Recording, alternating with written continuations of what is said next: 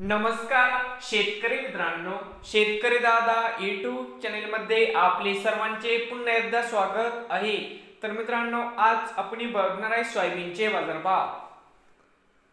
अहमदपूर तालुक्यातील संत माधवबाबा trading company Kingaon येथील आजचे सोयाबीन बाजारभाव म्हणजे दिनांक 31 डिसेंबर 2023।